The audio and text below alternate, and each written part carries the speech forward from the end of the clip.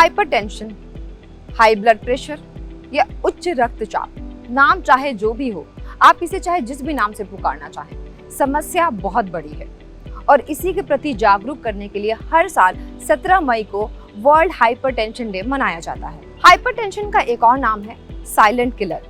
अब इसको silent killer क्यों कहते हैं? यह हमारी बॉडी में ऐसे धीरे धीरे बढ़ जाता है कि कई सारे कार्डियोवैस्कुलर बीमारियां हो जाती हैं। अब इसमें दिल का दौरा पड़ने की बात करें, हम स्ट्रोक की बात करें या फिर दिल से जुड़ी कोई छोटी बड़ी बीमारी हो, इन सब की जड़ जो है ना वो हाइपरटेंशन ही है। और कई बार ऐसा भी होता है कि ये कब हो जाती है पता ही नहीं लगता। और अगर हम आंकड़ों की बात करें तो एडल्ट पॉपुलेशन का 45% से ज्यादा हाइपरटेंशन से परेशान है, यानी कि इस बीमारी से ग्रसित है। और हाइपरटेंशन होने के लिए आपका अमीर होना, गरीब होना या मिडिल क्लास होना जरूरी नहीं है, ये हर तबके में बराबर रूप से देखा गया है। अगर और आंकड़ों की माने तो हाइपरटेंशन से होने वाली मौतों की संख्या 1990 से बढ़ती ही जा रही है और ये लगभग हर साल 15 से 20% इंक्रीज हो रही है।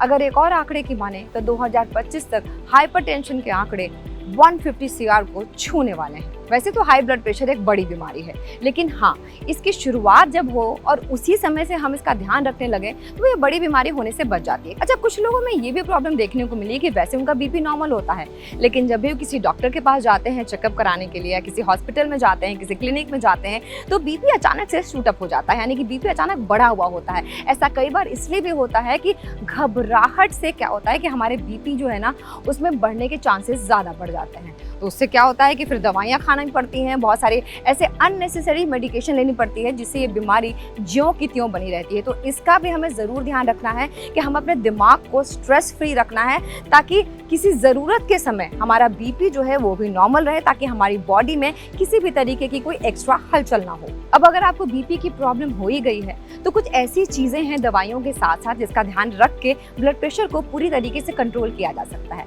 जैसे कैफीन का इंटेक अगर आपका बहुत ज़्यादा है उसको कम कर सकते हैं। आप अपने स्मोकिंग को और अपने अल्कोहल की आदत को कुछ हद तक कम ज़रूर कर सकते हैं। आपको अपने बॉडी को किसी न किसी फिजिकल एक्टिविटी में एंगेज जरूर रखना है, यानी कि आपको योगा करना है या फिर आपको जिम जाना है, एक्सरसाइज करना है। मॉडरेट वे में कीजिए, लेकिन अपनी बॉडी को एक्टिव आपको ज़रूर रखना है। खाने का भी ध्यान रखना है, जैसे ज़्यादा पोटेशियम यानी कि ज़्यादा नमक का इस्तेमाल नहीं करना है, ये तो आपने सुना भी होगा।